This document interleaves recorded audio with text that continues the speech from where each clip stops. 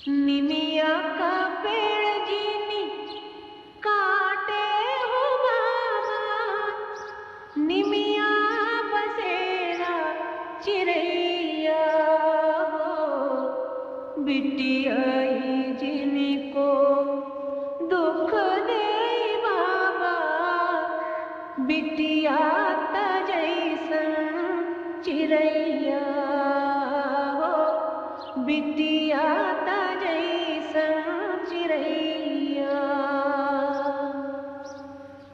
उड़ी उड़ी गई है सवेरे चिड़ैया, रह गए हैं अकेली हो निमिया हो, बिटिया जय हो सासुर सवेरे, रही जय है अकेली हो मैया हो, बिटिया त जैसन चिड़ैया हो, बिटिया त जैसन चिड़ैया।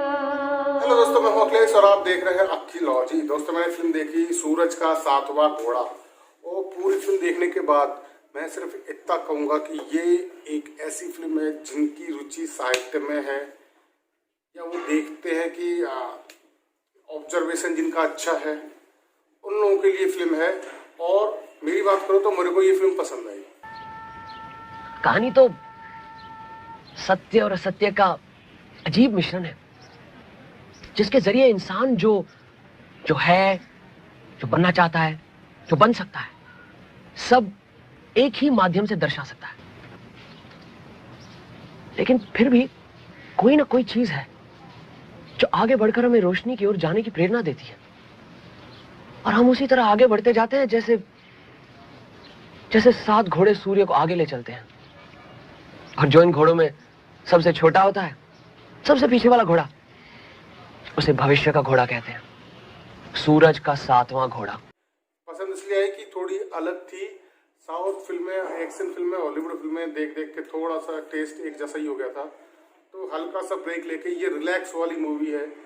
रिलैक्स यानी तसल्ली वाली मूवी है, और थोड़ा सा पुरखों के ज़माने की है, तो ये पता लगता है कि उस टाइम कैसे सोसाइटी थी, कैसा समाज था, कैसे घर थे, कैसा मकान था, आंगन था, आंगन में पेड़ था, गाड़ियों में घोड़ा गाड़ी थी, और क्या क्या रीति रिवाज थे, वो सारी चीज़ इसमें है। तो ये फिल्म मोटा मोटी एक चीज़ पर फोकस कर रही है, और वो ये कि जो प्यार होता है, जो प्रेम होता है, वो क्या हैसियत देख के होता है। क्या हुआ हैं? तुम जमुना को जानते थे? खानदान का राज खुल गया क्या है? इसमें हंसने की क्या बात है? बहुत दर्दनाक स्थिति है। ये कहानी थी गरीबी की, दहेज की कमी की, जवान लड़की को उनकी मर्जी के खिलाफ ब्याह देना। हर घर में एक जमुना होती है जिसकी शादी तन्ना से नहीं हो पाती, क्योंकि उनके बाप के पास देने को दहेज नहीं होता। ये हंसने की बात है? और जमुना तो शादी करके बड़ी खुश थी। क्या महिलाएं हैसियत देख के प्रेम करती हैं? देख तो, इतनी बढ़िया बारात सारे गांव में किसी के लिए आई होगी। देख देख अपने दूल्हे को देख। हाय मेरी दैया, मैं तो लुट गई। कितने बुड्ढे हैं ये, शक्ल भी कितनी बुरी है। छी! ऐसा नहीं कहते पगड़ी, देखना दिल के कितने अच्छे होंगे, तुझे बहुत प्यार करेंगे। तो ये जो हीरो है, इसकी जिंदगी में 3 महिलाएं आती हैं। आती का मतलब कि प्यार किसी से नहीं होता है इसका। इन तीनों महिलाओं की जिंदगी का ये मतलब इसकी आंखों के सामने से गुजरती हैं। तो ये वाली जो फर्स्ट लेडीज है, वो इससे प्यार करती है, लेकिन शादी नहीं हो पाती। उसके बाद वो बूढ़े धन्ना सेठ से उसकी शादी हो जाती है, और फिर वो खुश रहती है। इसकी क्या जरूरत थी बिटिया? अरे वाह, जरूरत क्यों नहीं? उन्होंने ही तो जबरदस्ती की, रंग भी उन्होंने ही पसंद किया है। बड़े दिल वाले हैं तेरे जमींदार साहब। अम्मा, तुमने ठीक ही कहा, बड़ा सुख है मुझे। अरे वो तो इतने सीधे हैं कि जरा सी 3-5 नहीं जानते, जैसे छोटे से बच्चे हो। तभी तो पहले दोनों बीवियों के मायके वाले पूरी जायदाद लूट के ले गए, नहीं तो धन फटा पड़ता था। अच्छा, तुझे तो बहुत प्यार करता होगा। अब क्या बताऊं माँ, 24 घंटे मुंह देखते रहते हैं। जरा सी कहीं गई नहीं तो बस, अजी सुनती हो कहाँ गई। पर यहाँ आने को कहा तो झट राजी हो गए। लेकिन धन्ना सेठ बूढ़ा होता है तो फिर वो डेथ हो जाती है।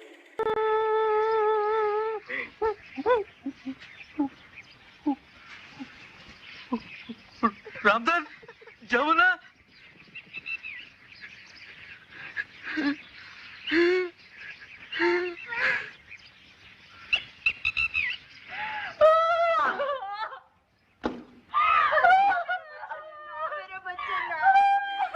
फिर जो जिससे वो प्यार करती थी उसकी शादी इससे हो जाती है, तो ये महिला थोड़ी पढ़ी लिखी है।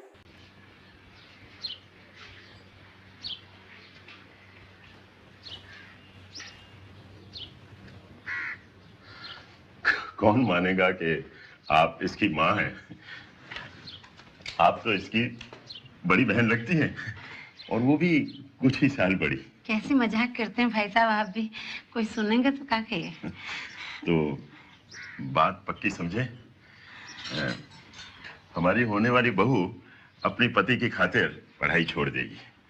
वैसे भी पत्नी को पति से ज्यादा शिक्षित नहीं होना चाहिए, है ना?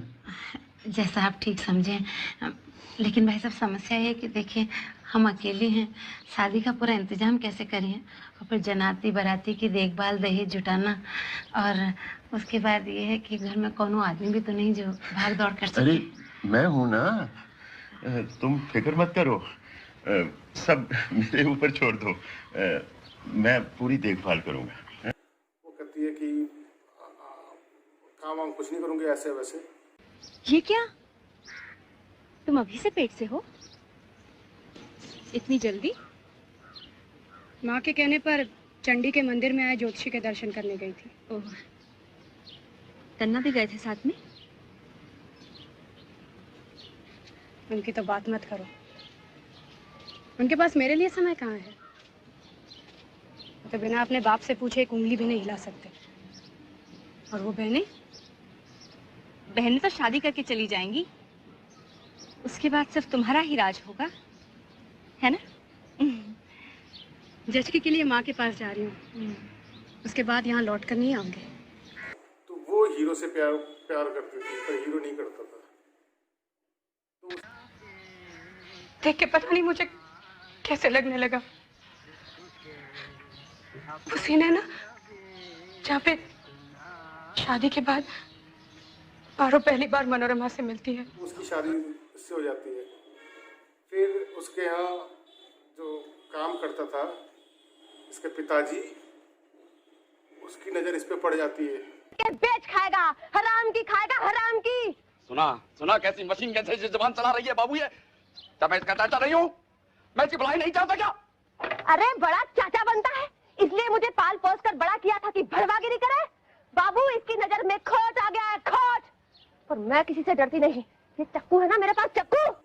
ये महिला भी इससे प्रेम करने जाती, मतलब तुम्हारे अलावा मेरा कोई नहीं है मानिक बाबू, और कोई नहीं है किसे अपना सुख दुख सुनाऊं। नसीब रूठ गया तो तुम भी मेरा साथ छोड़ दोगे मानिक बाबू। मेरी क्या गलती है, मेरी गलती बताओ, मैंने क्या किया मानिक बाबू? मुझे जाना है, जाने दो अच्छा, मुझे। मेरी कसम, तो क्या कह दिया ना, जाने दो मुझे। अच्छा ठीक है, अच्छा नहीं, मैं जा रही हूँ, घबराओ नहीं, मैं जा रही हूँ। कुल मिला के जो प्रेम है, जो साहित्य में जो प्रेम कहानियां हैं, उनमें जो हैसियत होती है या जो लेवल होता है सोसाइटी का, वो इम्पोर्टेंट है या नहीं।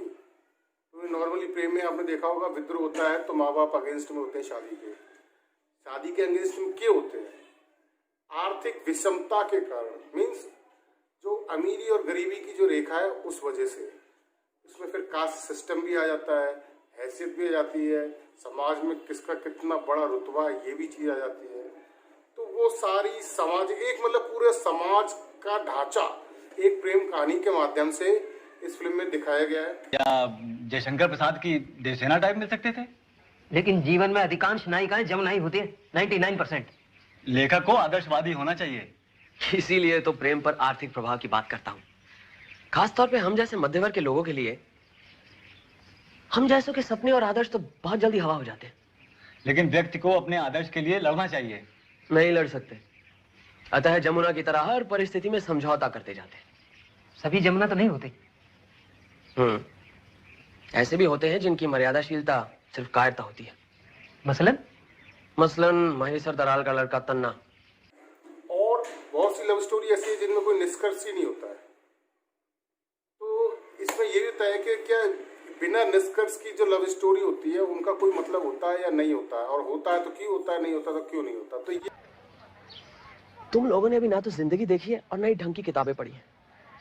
ज्यादातर ऐसा ही हुआ है कि इस तरह के अनुभव के बाद जिंदगी में कोई और आती है जिसमें ज्यादा ईमानदारी और अधिक बल होता है, चाहे वो अकल, पैसे तथा सूरत के मामले में कम सर की क्यों ना हो। मसलन शरद चंद्र चैटर्जी के देवदास मुखर्जी को ले लो। पारो के बाद उसे चंद्रमुखी मिली। ये एक एजुकेशनल लेवल की फिल्म है, इसमें आपको कुछ सीखने को तो नहीं मिल रहा है, लेकिन हाँ ये जरूर पता लग जा रहा है अंदर की बात। मीन्स साइकोलॉजी जो होती है, ह्यूमन टेंडेंसी, अपना फायदा नुकसान करके ही प्यार करना है या शादी करनी है। मर जाते, लेकिन एक बार जो हमारी आत्मा रोशनी की एक झलक पा लेती है, उसके बाद सदियों तक अंधेरे में कैद रहने पर भी वो रोशनी की प्यास तड़पाती रहती है। अब यही प्रेम की बात लो। ये सच है कि प्रेम आर्थिक स्थितियों से अनुशासित होता है, लेकिन ये केवल आंशिक सत्य है। प्रेम तो सपने, सौंदर्य और संगीत भी है, लेकिन क्या? जब तक इस प्रेम में साहस और परिपक्वता नहीं होती जो कि इन सपनों को स्वरूप सामाजिक संबंध में बदल सके, वो इसी तरह गायब हो जाता है जैसे बादल की छाया। बाकी ये जो सब कहने की बातें हैं कि प्यार दिल का रिश्ता है, जो अच्छा लगता है हमें वो अच्छा लगता है, हमारे दिल से प्यार करता हूँ, ये करता हूँ, कुछ नहीं, सिर्फ फायदा नुकसान, फायदा नुकसान, फायदा नुकसान। बेटी से मांगो। क्या?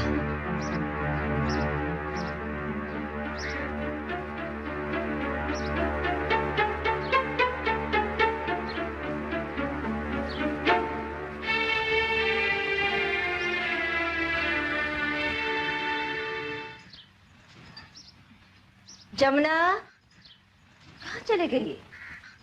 जमुना, बिटिया तुझे अपने बाबूजी की इज्जत बचानी होगी, उधार दे दे।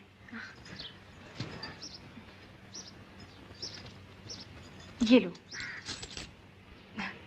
मेरे पास तो इतना ही है, ये तो 20-25 होंगे और 30 एक मेरे पास है, इससे तो कुछ नहीं होगा। चाहो तो संदूक में देख लो, मैं कब मना करती हूँ। जमुना झूठ क्यों बोली? इसका भी कारण था। वो सोचने लगी इतना धन पहली दो के मायके वाले लूट ले गए, मेरे साथ भी ऐसा होने लगा तो? कोई माने या ना माने, लेकिन हर एक स्टेप आपका, कोई भी कदम आप उठा रहे हो, चाहे जानबूझकर और चाहे अनजाने में, उसका एक ही मतलब है, वो है फायदा या नुकसान। लड़का?